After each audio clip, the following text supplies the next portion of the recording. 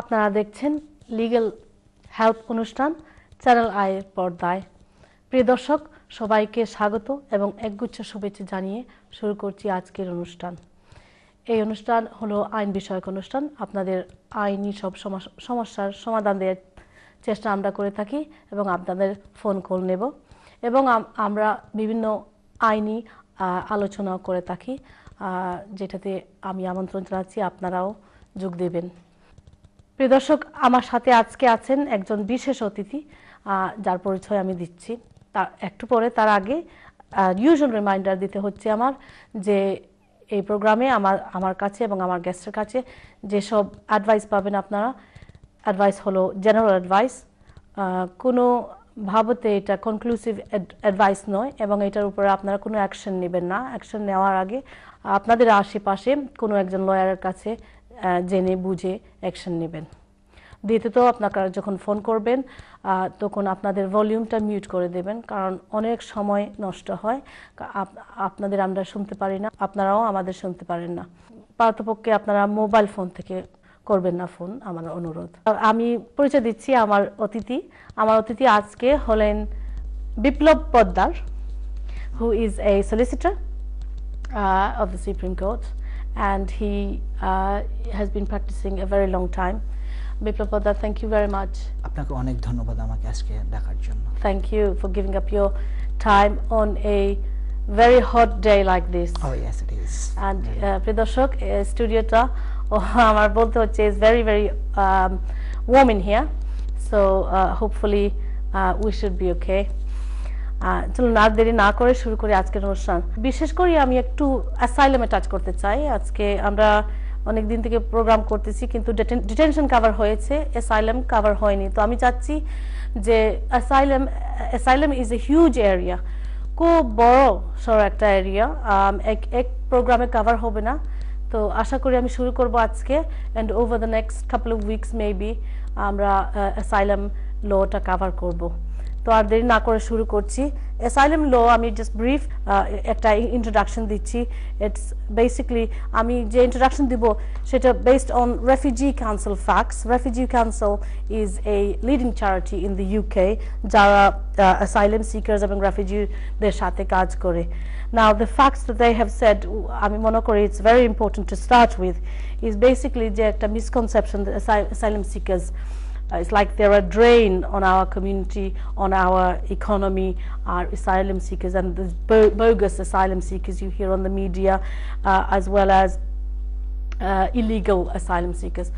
প্রিয় দর্শক, illegal asylum seeker, bogus asylum seeker আমার জানার মতো কেউ নেই, কারণ there is no such thing as bogus asylum seekers, because if they don't qualify they will be refused. So therefore there is no such thing as a bogus asylum seeker. And basically there are tinta piece of legislation যেগুলি cover করে the asylum law, is first of all is the 1951 Geneva Convention, of course, and the 1967 protocol with that. তারপরে the 1950 European Convention on Human Rights, the ECHR, বিশেষ করে Article 3, Article 2, Article 8 এগুলো are engaged frequently.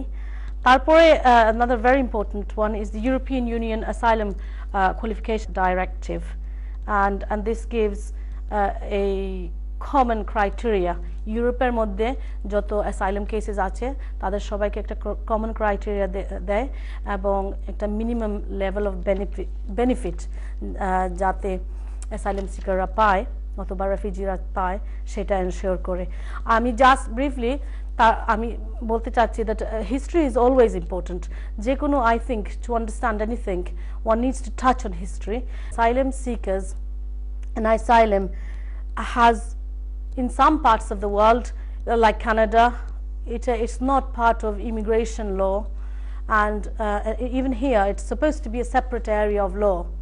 Kintu recently we have seen that it has been very much blurred with immigration rules and immigration laws, and this shouldn't be the case. in my opinion, Home Office shouldn't be dealing with it at all. কারণ কানাডাতে they have an independent body dealing with asylum. And that's where history becomes essential. আমরা যদি দেখি the Universal Declaration of 1948, যেখানে where it started, they did cater for asylum seekers, and I just want to talk about যেভাবে change হয়েছে the terminology, asylum seekers কে কিভাবে দেখা হয় এবং কিভাবে ট্রিট করা হয়. Article 14 of the Universal Declaration of Human Rights 1948 এ ওখানে আছে that Article 14 recognizes, আপনারা খেয়াল করবেন, the right to seek and enjoy asylum for people, the right to seek and enjoy asylum. Kintu now what the Refugee Qualification Directive Article 13, the terminology okhane change hoye geche. Ekhane it says that the member states shall grant asylum. That's Article 13 to those who qualify for it, and this has been binding since October, from 10th of October 2006. So jekhane asylum seekers were supposed to seek and enjoy asylum, tokhon now they are being granted. And also there is a misconception, someone like you are granted a status of refugee. Actually what it should be is they are recognized as having refugee status because they are refugees. Nobody can give them refugee status. If they are refugees, then that's a fact that they are refugees.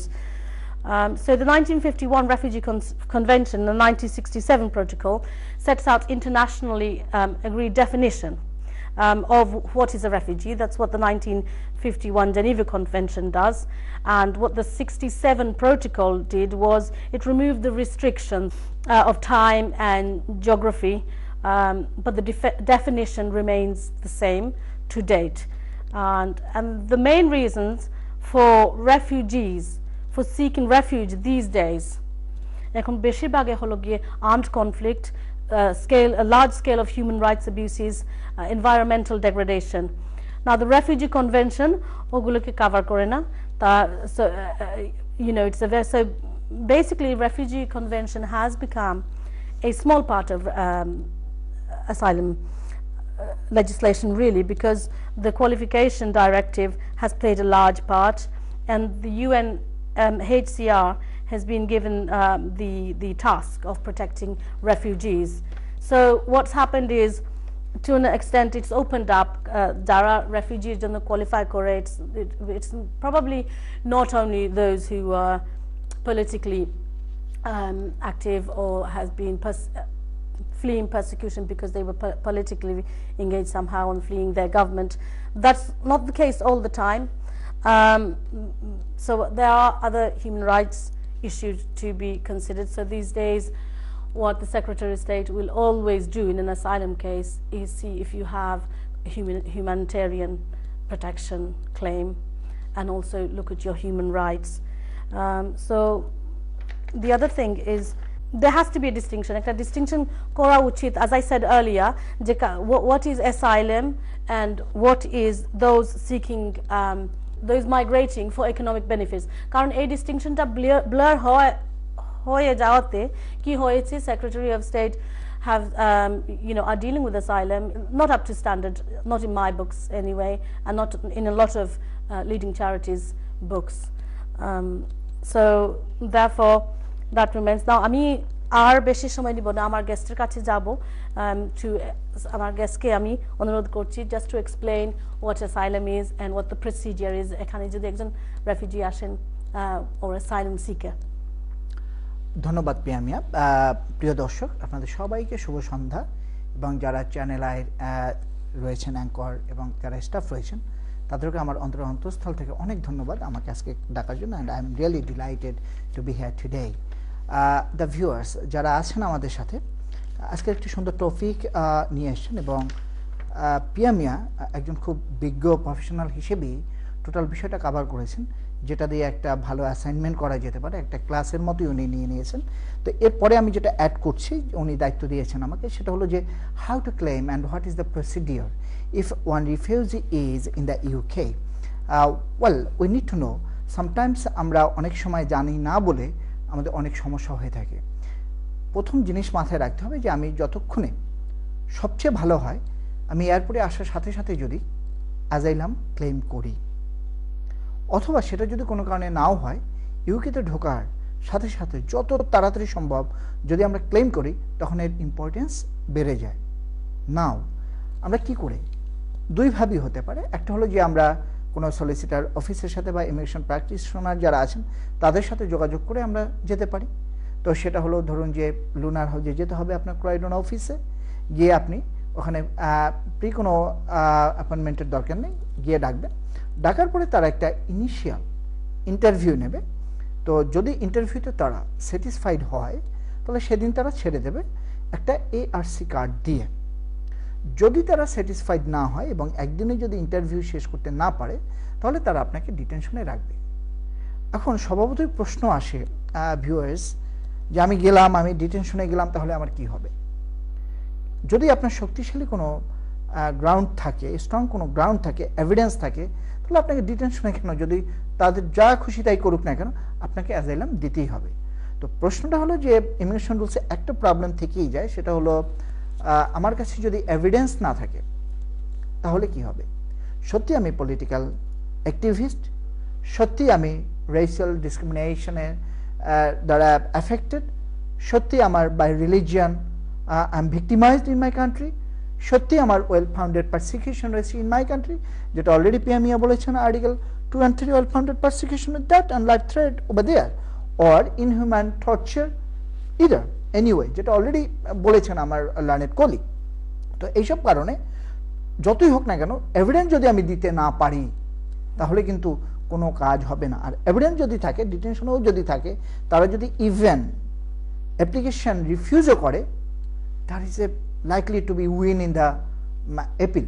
তো এরকম আমরা সবসময় দেখেছি। তবে বর্তমানে যেটা হয়, asylum অ্যাপ্লিকেশনগুলো খুব তাড়াতাড়ি তারা ডিল করে, এটা একটা পজিটিভ থিং, যে আপনার হলো কি হলো না আপনি খুব তাড়াতাড়ি জানতে পারলেন। আর যদি এরকম হয় যে অনেক দেরি, একটা জিনিস মনে রাখতে হবে যে it depends on the officer, it depends on the team. অথবা এমন মনে করেছে যে you have provided some documents along with your initial interview, but they have doubt or they need to go further into details of the documents provided by you to the official, তখন তারা কি করতে পারে, আপনাকে যদি আপনি তাদের accommodation চান তারা আপনাকে অ্যাকোমোডেশনও দিয়ে দিতে পারে, টেম্পোরারি একটা অ্যাডমিশন দিয়ে, এরপরে তারা ক্যারি আউট করে আপনাকে ফার্দার দিবে। এই টাইমটা কতদিন লাগবে জেনারেলি এরকম কোনো অ্যাপ্রক্সিমেট ডেট নেই, তবে নাওডেজ বাই এক্সপিরিয়েন্স আমরা বলতে পারি খুব শর্ট টাইমেই আপনাদের একটা ডিসিশন দিয়ে দেবে। সুতরাং অ্যাজাইলাম হচ্ছে না বিষয়টা এরকম না, আবার অ্যাজাইলাম চাইলেই পাওয়া যায় এরকম না। উইদাউট এভিডেন্স আমরা রিকোয়েস্ট করি ইমিগ্রেশন রুলসে অ্যাজাইলাম না চাওয়াটাই ভালো।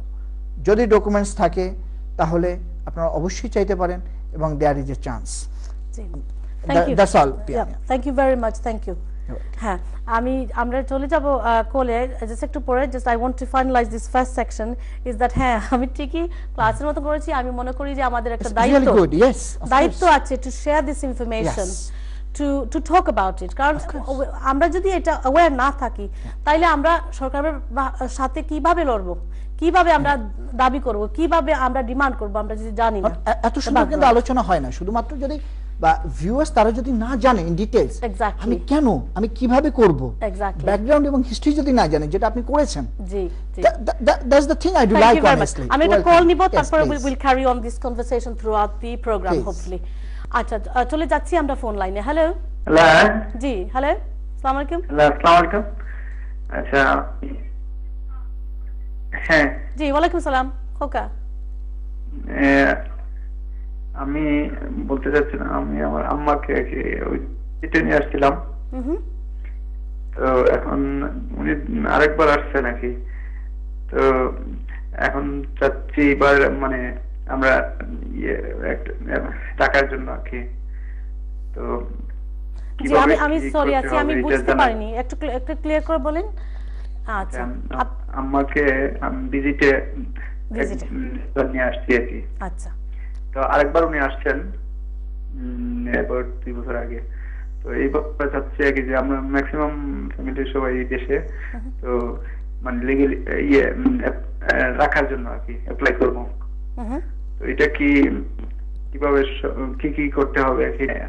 আপনার আম্মার বয়স কত বলেন? আচ্ছা ঠিক আছে, বুঝছি, আমি ওখানে রাখতে চেয়েছি। হ্যাঁ বয়স কত আপনার আম্মা? 65 এর উপরে।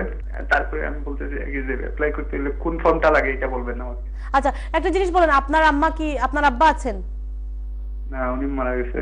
উনি মারা গেছেন। আচ্ছা, বাংলাদেশে আর কেউ আছে? বাংলাদেশে আমাদের 4বার মধ্যে একজন আছে শুধু। আচ্ছা, এনিওয়ে আপনার শি ইজ এ উইডো। ঠিক আছে, আপনি, আমার মনে হয় আপনি ফোন রেখে দেন, আমরা এটা কভার করছি। Thank you very much. তো মিস্টার পোদ্দার। ইয়েস, পিএমএ খুব সুন্দর প্রশ্ন এবং এই ক্ষেত্রে অনেকেই ঘটে। প্রিয় কলার, এটা একটা খুব ভালো জিনিস যে আপনার আম্মা এই নিয়ে সেকেন্ড টাইম এসছে এবং সেকেন্ড টাইমে ওদের কাছে সব ডিটেলস রয়েছে। প্রথমত, আপনার আম্মা এন্টাইটেল কিনা, যদি এই প্রশ্নটা আমরা ধরি তাহলে ইয়েস, শি ইজ এন্টাইটেলড। আপনি জিজ্ঞেস করেছেন কোন ফর্মটা, সেই ফর্মটা হলো সেট এফ। আপনাকে প্রমাণ করতে হবে যে আপনার আম্মা যতদিন দেশে ছিলেন ততদিন আপনার উপরেই ডিপেন্ডেন্ট ছিলেন এবং আপনার যারা এখানে আত্মীয় স্বজন আছেন তাদের উপরেই ডিপেন্ডেন্ট ছিলেন এবং সে লন্ডনে আসার পরে সিচুয়েশন চেঞ্জ হয়ে গেছে। যেমন আগে যারা দেখতেন, যাদের দ্বারা আপনারা তাকে লুক আফটার করতেন, তারা এখন কেউ নেই। সো তার আপনাদের ছাড়া এই পৃথিবীতে আর কেউ নেই, সুতরাং আপনাদের সাথেই থাকতে হবে। তো এই ধরনের অ্যাপ্লিকেশন খুবই চান্সেস আছে এবং আমি honestly I wish you good luck. যদি ভালো করে অ্যাপ্লিকেশন করা হয় আমি বিশ্বাস করি there could be good results because she is 65 above, she is widow, that's all. হ্যাঁ, ভালো কেস আছে আপনার। তো থ্যাংক ইউ দর্শক, আপনি কল করার জন্য। আশা করি আপনার উত্তর পেয়েছেন। আমরা চলে যাচ্ছি পরবর্তী কলার কাছে। হ্যালো। হ্যালো, আসসালামু আলাইকুম। ওয়ালাইকুম আসসালাম। প্রশ্নটা হচ্ছে যে আমি যে আমার ওয়াইফ, তো আমরা মুসলিম ম্যারেজ করছি। তো আমার ওয়াইফের প্রথমে একটা ম্যারেজ হয়েছিল, তো সেটা নরমালি মানে সেটা ডিভোর্স হয় নাই। তো অন দ্য ওয়ে প্রসেসিং এ আছে ডিভোর্সের মধ্যে। তো মানে এটা তো ইংলিশ ডিভোর্স দিতে হবে। তো আমরা অলরেডি আমরা সংসার করতেছি, আমার একটা বাচ্চা আছে। তো এখন পর্যন্ত ডিভোর্স হয় নাই, 1.5 বছর হয়ে গেছে। তো এখন পর্যন্ত প্রসেসিং আছে, কোর্টের মধ্যে চলতেছে। তো আমি এখন পর্যন্ত স্পাউস ভিসার জন্য অ্যাপ্লাই করতে পারি না, কারণ আগে যেহেতু ডিভোর্স হয় নাই তো আমি ম্যারেজ রেজিস্টার করতে পারতেছি না। সো আমি কি আমার বাচ্চার রাইটে কি আমি কোনো অ্যাপ্লাই করতে পারবো কি পারবো না সেটা জানতে চাইছিলাম। আপনার জন্য ইজি হবে তো spouse visa, human rights application is much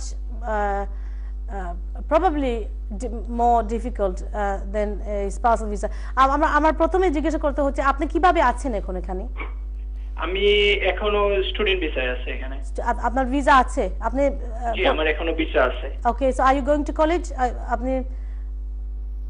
হ্যাঁ, আমি you maintaining your conditions. ঠিক আছে, there are some family law issues there as well as immigration issues. আমি দেখি আমার গেস্টে আর কিছু আপনাকে জিজ্ঞাসা করার আছে কিনা। না, প্রিয় কলার, আমি বিশ্বাস করি যে আপনার দুটো কোশ্চেনই আমরা পেয়ে গেছি এবং আমরা আলোচনা করতে পারি এবং এর মধ্যে পিএমএ আমরা কিন্তু ফ্যামিলি ল পেয়ে গেছি। যে বিষয়টা আপনি বলেছিলেন যে আমরা ফ্যামিলি ল নিয়ে আলোচনা করব।